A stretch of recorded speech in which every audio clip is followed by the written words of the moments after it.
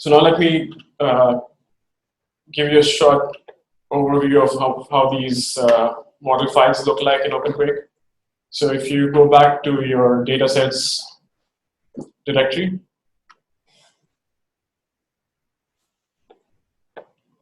in the folder called NBCC 2015 PSHA, these are the files that that the hazard team at GEM used, and the exact parameters that we used when computing the hazard maps as part of the global hazard map computations. So the input files are the ones created by Trevor and by colleagues of Michael. I guess Michael was also involved in this part of the conversion from GSC first to OpenQuake. So let's see. There are two logic tree files here. One of them is the source model logic tree file, and the other one is the ground motion model logic tree file. If you look into the source model logic tree file, the file is called SSMLT. Let me open that in a text editor with a white background.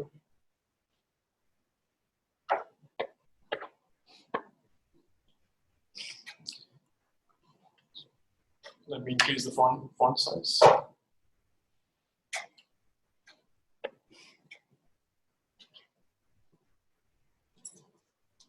You can see there are 6 different branches of the source model logic tree, and each branch could have more than one file linked under it with different weights. So these 6 branches are described in the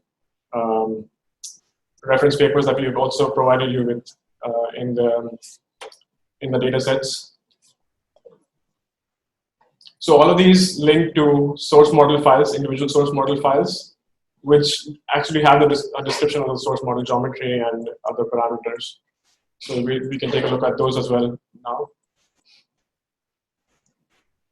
So essentially these files are structured as links to the different source models and the corresponding weights. So here the first branch has a weight of 0.24, the next one has a weight of 0.12, and so on. For the exercise today, we're working with only one of these branches. So we're working with this file. There's the different letters refer to the historical or the tectonic regional or the hybrid variants of the source models, and then the small letters refer to the 4 corners, the northwest, southwest, northeast, and southeast of Canada. So I'll close that now. And if you would like to take a look at the source model files themselves, they are located in the directory called SSM, or the Seismic Source Models. If you open up one of those files, each source model file will have, again, let me open that in a white background text editor.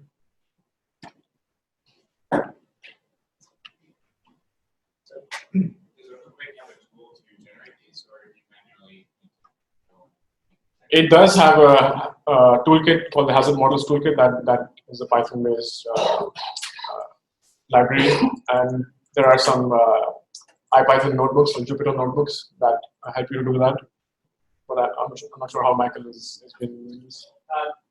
So right now we store each individual source in a text file, and then have code, and then there's another text file that says the source model has these sources. And there's another text file that says these are the branches I care about, and then a script that generates XML files. I think we'll probably, when we release our open file, we'll probably include those scripts for people so they can see kind of how we're generating them. Sometimes the XML files are hard to read with your eyes. So yeah. So each one of these source model files is a collection of seismic sources, and these seismic sources could be line faults, they can be area sources, point sources. So here, each source, if you're familiar with XML files, they have attributes and values stored as tags, these can incorporate some metadata and then some geometry attributes here. It's a list of longitude, latitude points that describe the polygon, and some other information. The first source is coming from an active shallow offshore tectonic region, and it has an upper seismogenic depth of 5 kilometers, a lower depth of 10. The magnitude scaling relationship, aspect ratios for describing the rupture, how the rupture would scale with increasing magnitude, and occurrence rates for an incremental magnitude frequency distribution. And so those are the collapsed things that I was talking about. Those things there. Yeah, because you have a nodal plane, only a single nodal plane, I guess. And it's also a point source. Yeah. Yeah, so each one of these sources would show up in the GIS file as well. So if you're interested in a specific source, you can look up the name of that source from the GIS file, and then go into the relevant file and look for that name and look for the source properties. So I won't do that now, but if you're interested, we can talk about that later.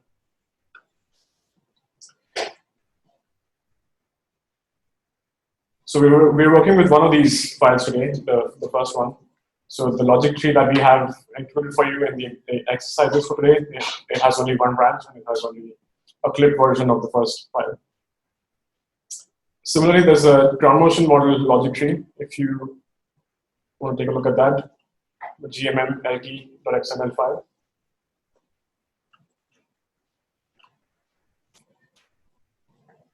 So this again has set of branches. There are, for each tectonic region type, in this file you can list a set of GMPs that you would like to assign to that tectonic region type with different weights. So in the 2015 model, as Michael was explaining, each of these tectonic regions, there's a central GMP which is assigned a weight of 0.5, and then there's a high variant of the GMP which has a weight of 0.3, and then a lower branch which has a weight of 0.2. So we have 7 different tectonic regions covering the country. There's active shallow fault, subduction interface, active shallow crust, subduction intraslab 30 kilometers and 50 kilometers, active shallow offshore, and stable shallow crust. So in this area, we're mostly working with the stable shallow crust tectonic region. So we have just the 3 stable crust GMPs that we'll be working with today. So again, for today's exercises, we'll be working only with this part of the logic tree. So if you look at the PSHA exercises folder, the ground motion logic tree is simplified to have just 3 branches instead of these 7 across 3.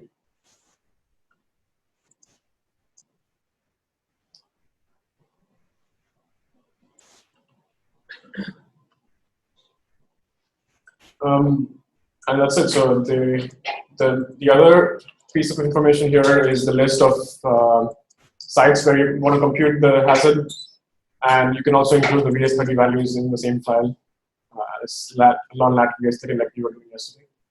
And then the last part that's needed for running a hazard calculation is again the job file, what we were creating using the input preparation toolkit yesterday. So you can take a look at this job file. And this is another way of starting OpenQuake calculations, so you don't have to always start from the input preparation toolkit. You can start with job files created by somebody else and use that as a template. Modify the parameters that are of interest to you, and then you can start running calculations with this modified job file. This is actually what we'll be doing today. So this is the job file that we used for running the 2015 hazard model on our cluster installation of OpenQuake. The national model will definitely not run on your laptop. You may try it, but it could take a year or so. So we have a cluster installation of OpenQuake on the GEMS servers. So we ran the model on this cluster of computers. So this is how a typical OpenQuake job file looks like. If you look at the scenario jobs we created yesterday, they look something similar to this. So there's always a calculation board. yesterday's files would have the calculation more as scenario or scenario damage, scenario risk, something like that. The site model file is where you provide your list of longitude, latitude, and VS30 points. So this is, if you look at this file, it can be CSV file or an XML file. If it's a CSV file, it's very simple. You just have 3 columns with the longitude, latitude, and VS30. If your GMPs require additional parameters, you can include them as additional columns.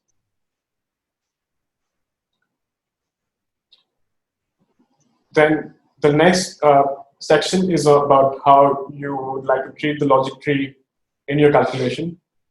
If you would like to go through the entire logic tree, compute the hazard for every branch, and then do some statistics on it, like computing the quantiles or the weighted mean or the median, then you could put value of 0 here, which means that OpenQuake will go through every end branch of the logic tree, both the source model logic tree and the ground motion logic tree. Will combine them into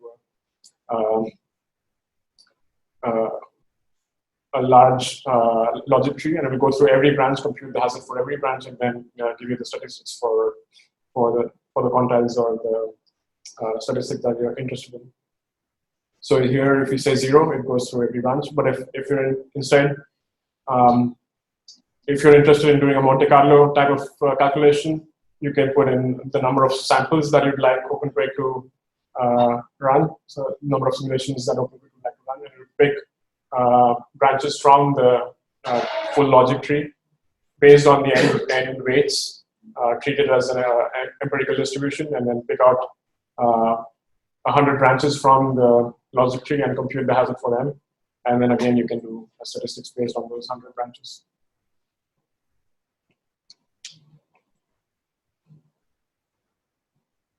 So with the full national model, if you go through all of the branches, even with the collapsed model, if you have 6 branches on the source model logic tree, and each of them could have up to 7 tectonic region types, and then each of the 7 tectonic region types would have 3 GMPs, so you can see that the branches start multiplying up.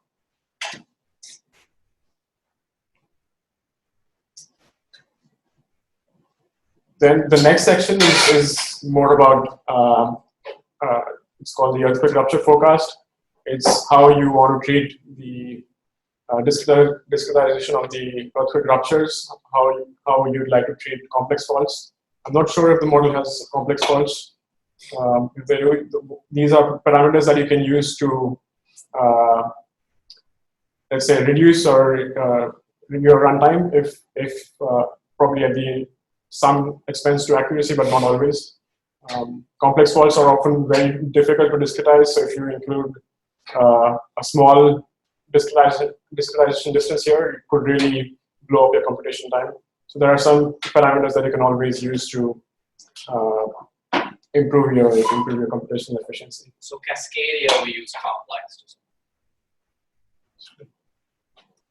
The width of the magnitude, frequency, wind, and other parameters that if you're interested, I can discuss them. For now, I will skim through the rest of it. Site parameters, this is what we looked at yesterday as well. We're using a uniform value of 800 meters per second. But you can also use site model file if you have one. Links to the source model logic tree, the ground motion logic tree, which are the intensity measure types you would like to compute hazard curves for. So here we have 6 of them, starting from PGA and spectral acceleration at 5 periods. And the log scale says that you want to compute the hazard curves for at least 20 points between 0.005 G and 3 G for PGA, and then use a log scale to split that range up into 20 points.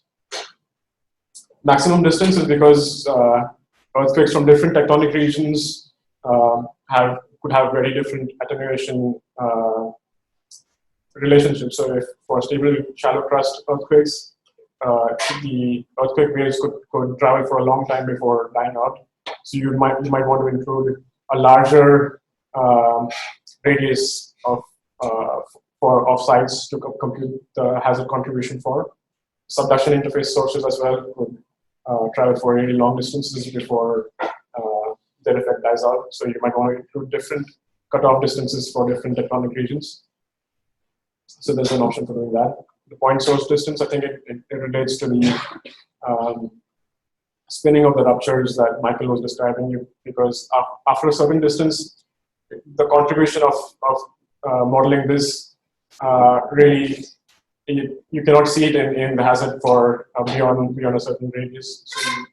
So what you can do is like remove that effect entirely by collapsing spinning ruptures to a single point source beyond a certain radius. So these are other parameters that can be useful for optimizing your calculations.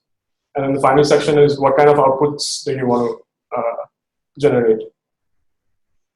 So it says we want mean hazard curves. You could have quantile hazard curves because if you have multiple branches, then you can produce quantile results from those different hazard curves.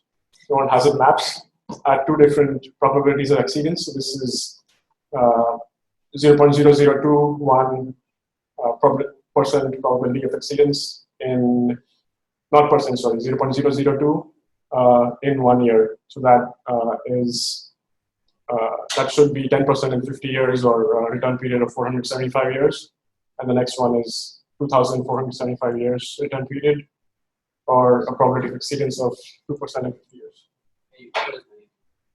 And so what you could do is you could change investigation time to 50. Yeah. And then you could change the POEs to 0.02. That would be 2% of 50. Yeah, that would be equivalent. And the hazard is like that. Yeah. So this is the full model, but then you can extract parts from this model that are relevant for your city or your group of buildings or your building. There's a question in the chat I saw pop up. We had a field in there that was empty, which I assume was either supposed to be true or false. And the question was, is it okay with that field to be empty? Sorry, could you repeat that? The file you disclosed. Yeah. One of the options that the I think it was like quantile hazard curve was, and I assume that means false. If you yes, the question is the quantile hazard curves doesn't have anything written in front of it. It's not a true or false option. It's if you leave it blank, quantile hazard curves will not be computed. But if you would like to produce quantile hazard curves, then you can put in the quantiles for OpenQuake to produce the hazard curves for. So if you put in these three quantiles, 15%, 50%, and 85%, then if you have 1,000 branches in your logic tree and you produce the hazard curves for all of them, then here you're looking at the median and 15 and 85th percentile hazard curves. So these will be produced as other outputs. If you leave it blank, then the quantiles will not be produced.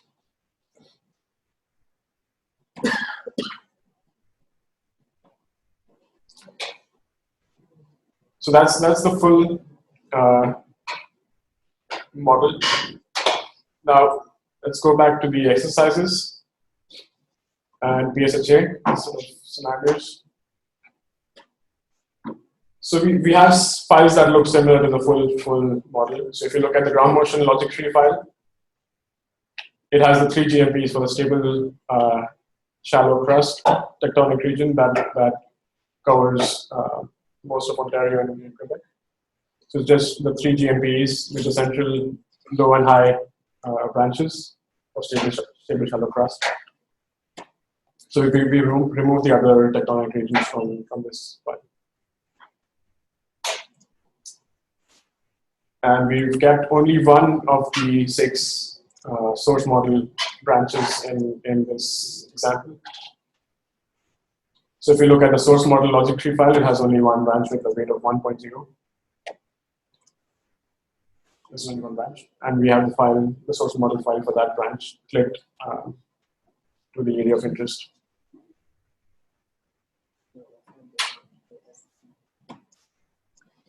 So we have 2 jobs here. What we were thinking was to have one job where we run the hazard calculation for 5 cities in the Quebec Windsor corridor.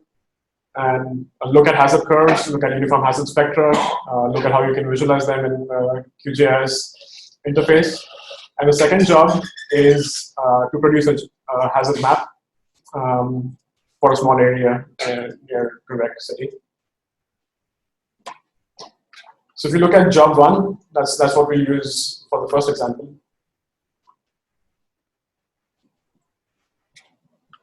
The description says PSHA for 5 cities: Quebec City, Montreal, Ottawa, Gatineau, Toronto, and London. So we have just 5 sites, so we don't need a separate file to list these files. So we just put in the longitude, latitude for the 5 cities here as comma separated values.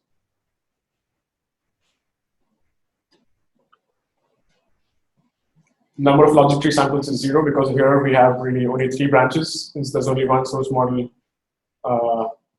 logic tree branch, and we have only 1 tectonic region, and we have 3 GMPs for those, so we can go through the 3 branches. We've kept the other parameters the same as the full calculation. So all of these are the same as what we saw before.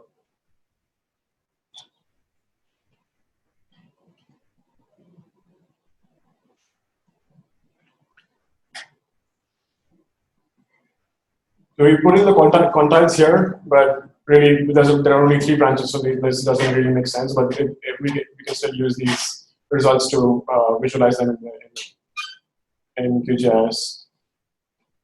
So we're producing hazard curves, we're producing hazard maps. We probably don't need this because the map will just comprise of 5 points. So maybe you can even set it to false. And we're producing uniform hazard spectra, and this won't be used because this is for hazard maps. Sorry, we also have it from there to write about the aggregation. So there is a separate calculator for doing this aggregation. separate. Yeah, it works in a. Run the whole model first for the aggregation. Do you run? So you run this, you get the results as it first, and then you run the aggregation after. Yeah, it's a separate calculation. You can do it that way, or you can do it in one go. And in one run, you can get the aggregation for as many. Yeah, the de-aggregation in OpenQuake, I would say, is it's not as far along as some of the other stuff, so there are some computational difficulties. Yeah. So I would not recommend trying to de-aggregate, for many things at once. I would de-aggregate for one thing. Yeah. There are many different types of de-aggregation that you can do. So you can select if you want to de-aggregate for magnitude distance combinations or epsilon values or tectonic region type or. So just, for example, from one run, after running everything, we want, for example, the aggregation for 20 different areas, from very low one to very high one.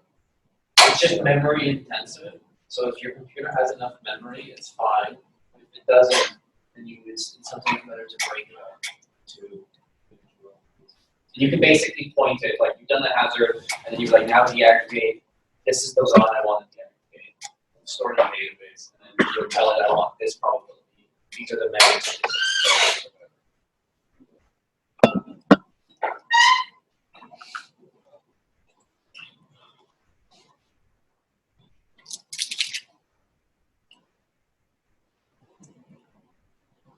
I'll show you the second job as well before we start running these calculations.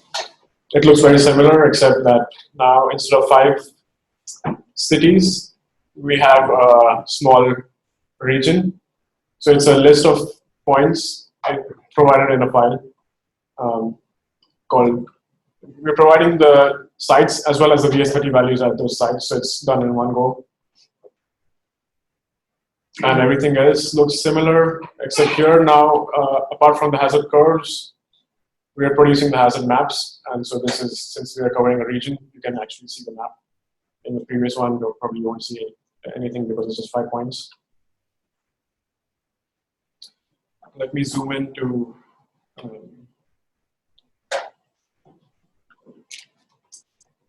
the corridor.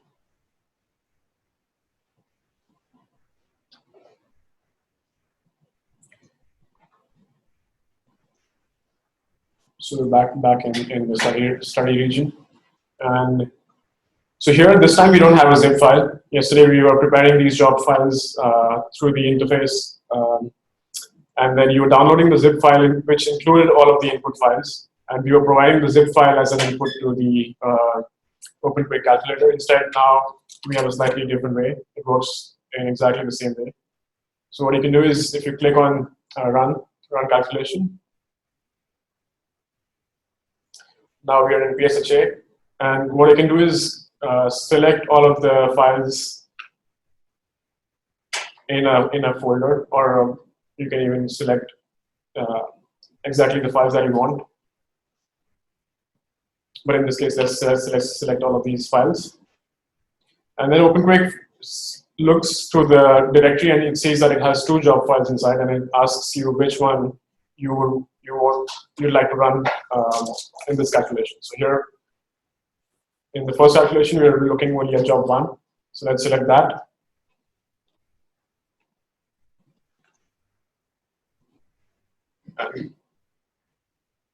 So again, you can look at the console and see what it's doing. So it's reading the 5 hazard sites. And it says there are 120 hazard levels. So these are the 6 intensity measure types, and each of them has 20 levels. So it's computing the hazard curves, 6 hazard curves with 20 points each. Then it's reading the source model files. In this case, there's 1 file. And it says it has 3 GMPs, 32 source zones or source areas, with close to 600,000 potential ruptures. So if you're doing a classical hazard calculation, then you have to integrate your hazard contributions from all of these different ruptures, because you're discretizing the area sources into small 10 kilometer or 10 kilometer areas. So then you're populating the ruptures from all of these small areas.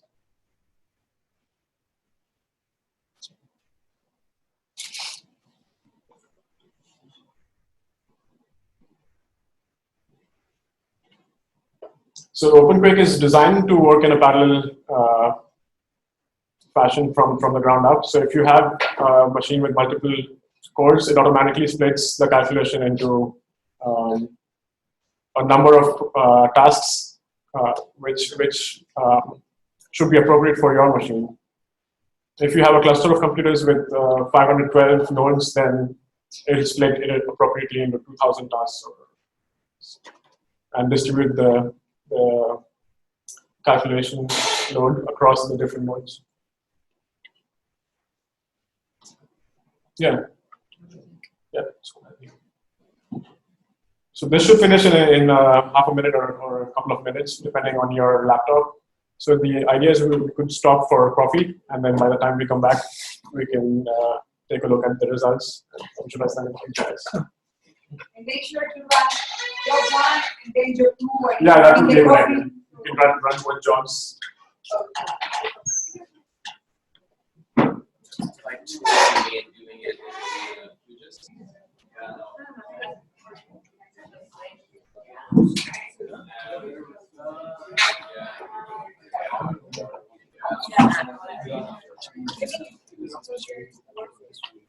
You can select all the files. I have like a jumbled file, or jumbles of both files. Yeah. But usually you can download the zip file. And it can do switches.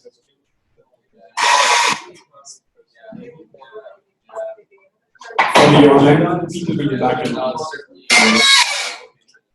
I know the prevalent was around. He was doing it more like this, but when I started on this,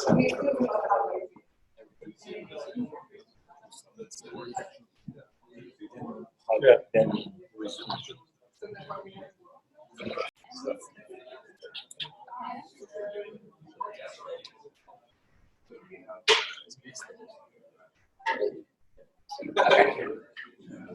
Okay, so the question about if you lose the connection, The idea is that if the web UI has to be running in the background at all times, so if your web UI connection is interrupted, then you're going to want to close it and restart your web UI, and then you can reconnect the plugin on QGIS. Same with, I mean, if the plugin closes, it's fine. If you reopen it, it won't lose anything. It's just that they all have to be connected. They're not losing data. So make sure you have your web UI running in the background. Make sure you press that little play button on QGIS to get the drive the OpenQuake engine button open. And then in the top right of this drive the OpenQuake engine window that you see right now, there's a reconnect button that you can use to restore that connection.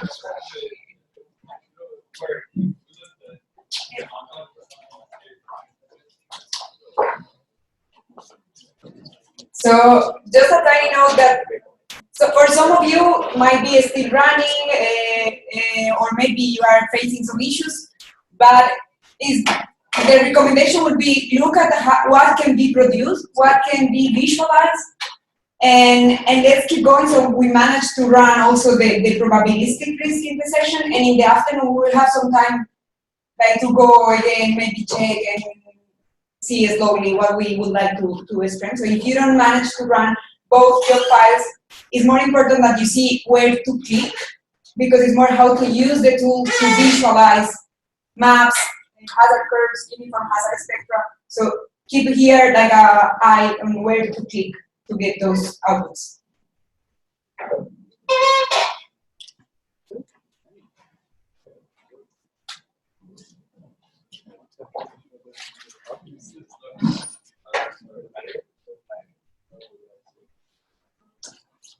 Okay, so before going for the break, we ran both of those jobs inside the PSHA folder under exercises.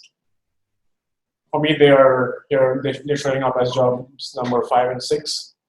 And in the description, you can see that the first one was just the 5 cities. So both of them are finished. Let's see how much time it took. The job for 5 cities, it took around 7 minutes. And the job for a regional calculation surrounding Quebec City,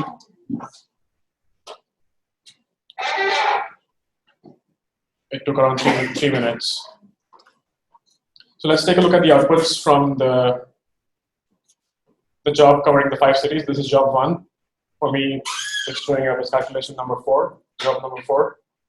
If I click on that, you can see that the outputs this time are the hazard curves and uniform hazard spectra. Again, you can download them as compressed NumPy arrays if you have large areas where you have thousands of sites and many intensity measures at each site. You might have close to hundreds of thousands of hazard curves. So then the output is provided to you in the form of a compressed NumPy array. But then what you can do is if you're interested only in the hazard curves for a few sites, you can load them as a layer. And this opens up a small pop-up window similar to what you've been seeing yesterday, where you have a few options. It says the number of sites are 5, and then you have an option to load all relations, or you can load specific statistics, so you can load the weighted mean or the quantiles. Let's load all the realizations, which means that if you have, if you're going through the logic tree and producing hazard curves for each branch, then it will load all of the branch results. And then you can choose a specific intensity measure type, or you can again load all of the intensity measure types at the same time. Let's load everything in one go. So I'm loading all of the sites, all of the branches, and all of the intensity measure types at once. So again, the layer shows up at the top of the layer panel. I can bring it into the probabilistic hazard group, just to make sure that I don't lose track of where it is. I'm bringing it down into my probabilistic hazard group. Again, it's a temporary layer, so if you want to save it as a permanent layer on your disk, you just have to click on that small I can next to that layer and save it as we were doing yesterday. But now, if you click on that layer, make sure that it's selected in the layer panel. In the OpenQuake toolbox, there are 6 buttons. We've just been using the first one, which is to run calculations and bring up that window where you can see the outputs of your calculations. That one is called Drive the OpenQuake engine. But now if you click on this 5th one, the second one from the left, the one that has a few spikes in the small circle, it's called Toggle the Viewer Dock. If I click on that, that brings up an interface where you can visualize and interact with outputs that are not, let's say, maps or geospatial based. So here it brings up this window, which is, you can dock that to one of the corners of your QGIS window or keep it as a separate window. I'm keeping it as a separate window so I can move it around a bit.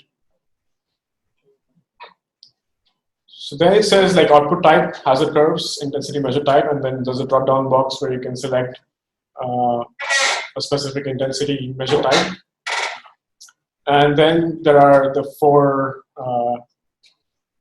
statistics, that is the weighted mean and 3 quantiles. Right now the window is empty, it's blank.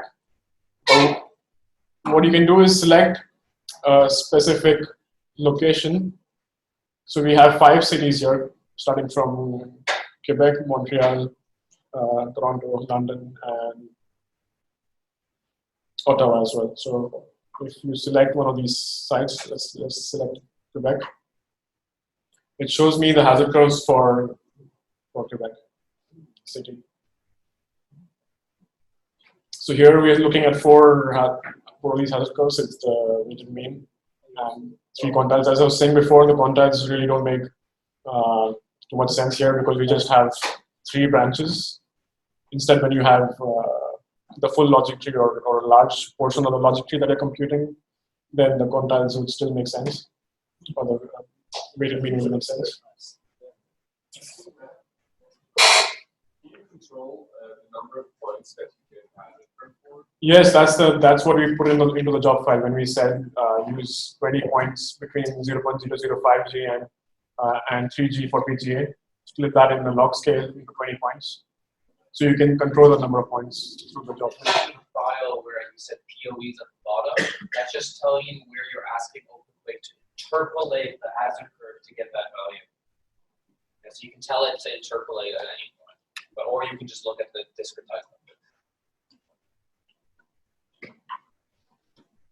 So yeah, here we're just looking at one side, but then we're comparing the different quantiles for the same side.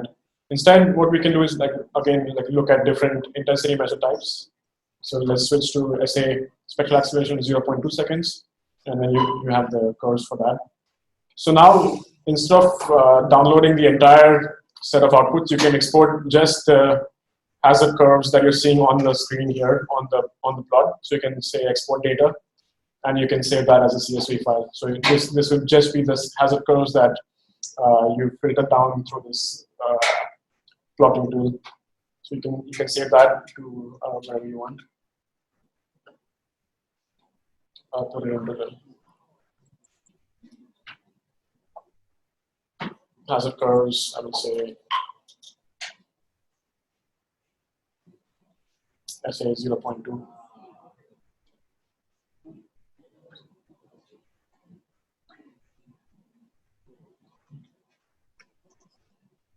You can hazard curves by source. Hazard curves by source? Not sure.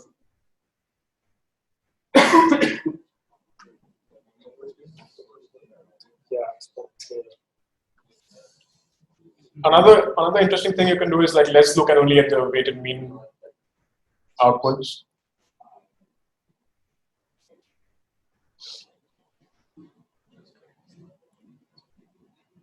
So now we're only looking at the weighted mean output, and let me now compare the hazard curves for Quebec City and Montreal. So I have two hazard curves showing up here. you don't have the names of the cities, but from the latitude and longitude, we can make out that the one on the east is minus 71 is Quebec, and minus 73 Montreal. You change the colors, they're a bit hard to see. Let's see. Configure plots. I need to ask Catalina about this. There was some button optimized for black and white. Yeah, it just changes the. Is it just on the screen that it's coming up like with that color scheme? Because it looks like it's just various shades of beige. Yeah. It just seems like a strange. Can you change colors?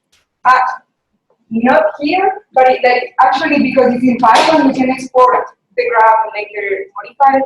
And I think it's based like in how many curves you have, so we could actually tell the programmers to have a different I hear this, you can change the colors here. Okay. Oh, okay, great. I think there is a configuration file for the plugin, configuration button, in which you can give other. So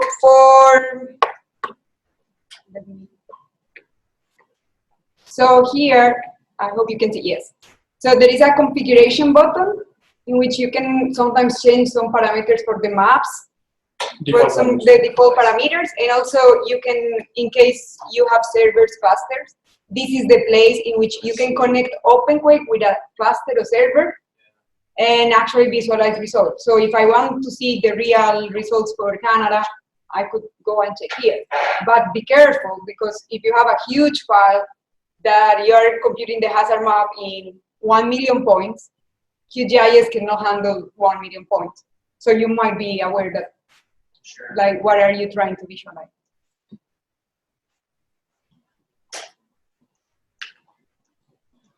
You can look at all of the sites that we have here. So you'll see the 5 hazard curves show up.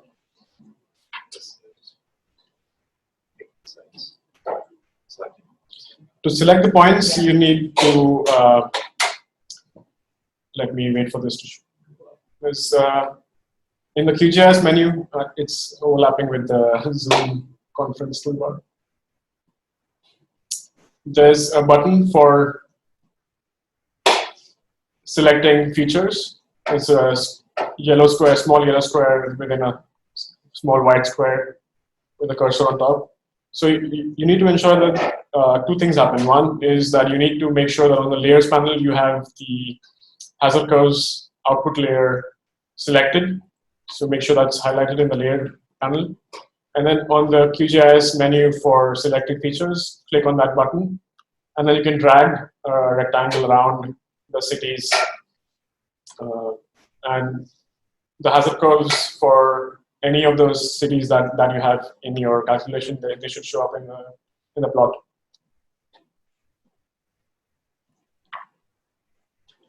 Yeah. So that's the hazard curves output. Then we also, in the same calculation, we also asked for OpenQuake to produce the uniform hazard spectra. So again, if I load the outputs for calculation number 4 for me, maybe for you it's a different number.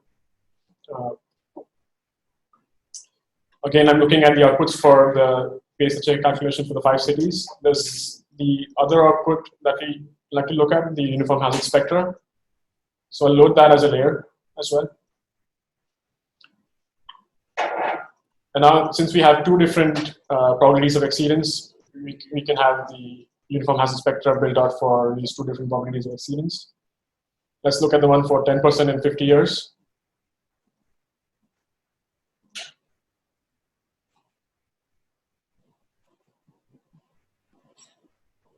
This would be something that is used a lot in structural design. In other countries, the 10% in 50-year threshold is often used for design. In Canada, it's 2% in 50 years. That's the preferred threshold used for design. So if we now again click on that output, it's called UHS underscore POE and 0.0021 in 1 year. Make sure that's highlighted, and again click on the toggle view or dock button. That should bring up, again, the same window where you can now visualize the uniform hazard spectra. And it works in a similar way. So if you're looking at a single site, let's say Montreal this time, then selecting that site or set of sites will show you the uniform hazard spectra plots for Montreal. And these points, again, on the UHS, you can control them by selecting the intensity measure types in your job file. So here we had 6 intensity measure types, PGA, and spectral acceleration at 0.2 and a few other periods going up to 2 seconds. But if you want a smoother plot, maybe you want to include more intensity measure types. It's just every intensity measure type you add will increase the computation time by a fraction. It's plotting PGA at 0. Yeah, plotting PGA at 0 seconds. And again, you can do the same thing if you want to compare the uniform hazard spectra at different locations. You can select different sites. I'm now just looking at the mean UHS. So let's look at Montreal and Ottawa. And you can compare how the spectra changes with different periods across 2 sites or more sites. It's not showing up on my plugin, but it's in other computers. Maybe you're seeing this. If you click on one of these curves, it shows up on the map which site you're looking at. So here, I'm forced to look at the longitudes to figure out which one is Montreal, which one is Ottawa. But there's a highlighting feature as well, which maybe it's working on some of your plugins. Clicking on one of these curves shows up, highlights the site on the map that you're looking at. It would be nice in the sites file if you have a label column. Yeah. Oftentimes we have to have, you have to stitch label names. Yeah. To everything else. That could be a good option. Yeah.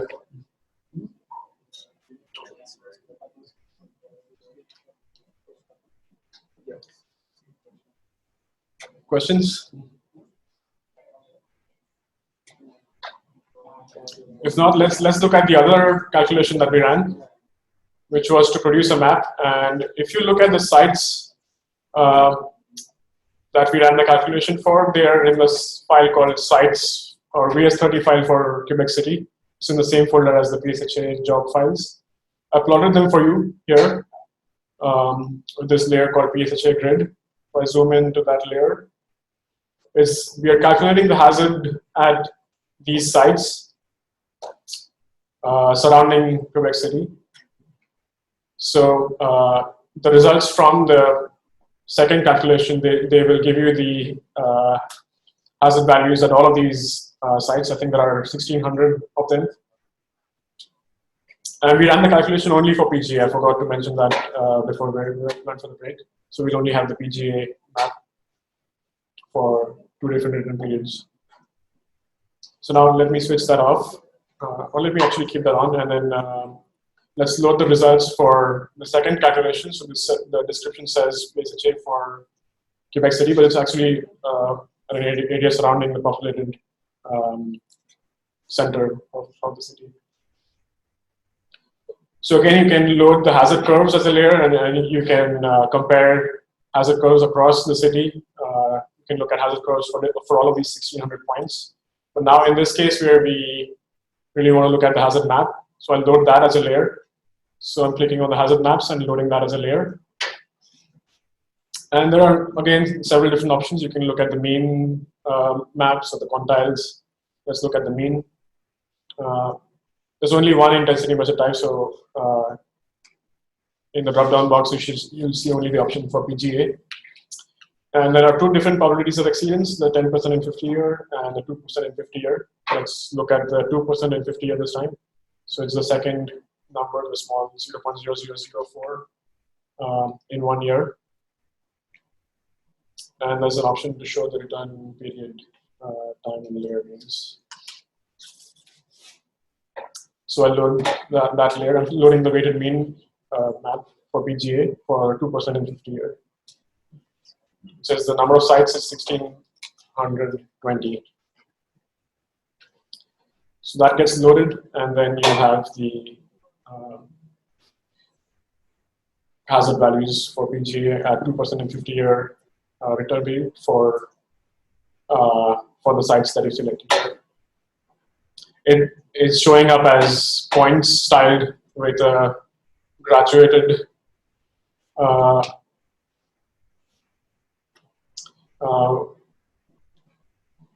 graduated color map, but you can then change it into contour maps with plugins. QGIS, I don't think it has a default option to do that. Maybe you'll have to add another plugin to contour these maps, but this is how these maps look like.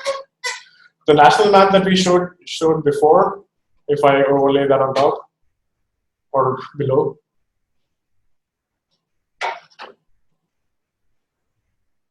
this would be 2% in 50-year for the whole country. So that the national maps were calculated with grid spacing of around 10 or 11 kilometers between points. So then again, if you're looking at a smaller area, you can afford to really reduce the spacing between these grid points and have compute the hazard at a denser grid.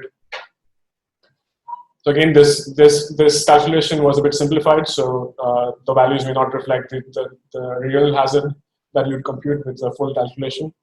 But again, this is something that you can quickly run on your laptop with a few simplifications. And you can work with QGIS to style these in a different way. There are many options that you can play with, but I'll leave that up to you for when you get back from this workshop. So now I'll wait if you have any questions, but the plan is to now move on to probabilistic risk, so that you can connect these hazard curves to the fragility and exposure through what we call the classical damage and the classical risk calculators. So the hazard curves would get you'd run a numerical convolution with the fragility functions or the vulnerability functions, depending on whether you want to look at probabilistic damage or loss. So there are two calculators that connect with the classical hazard calculators. So you can get you can get loss curves, or loss exceedance curves, or damage exceedance probabilities within a time period of 50 years or whichever window you're interested in. But what we're doing now is the Monte Carlo-based approach. It's the event-based approach for computing probabilistic risk. And I'll hand it over to my colleague Catalina to go through those examples with you. Questions before we switch? All right.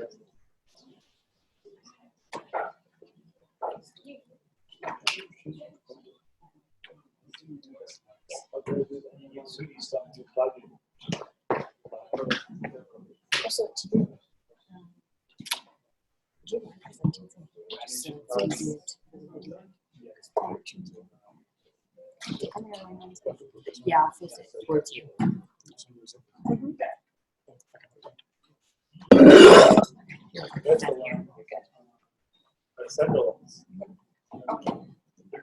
Okay, because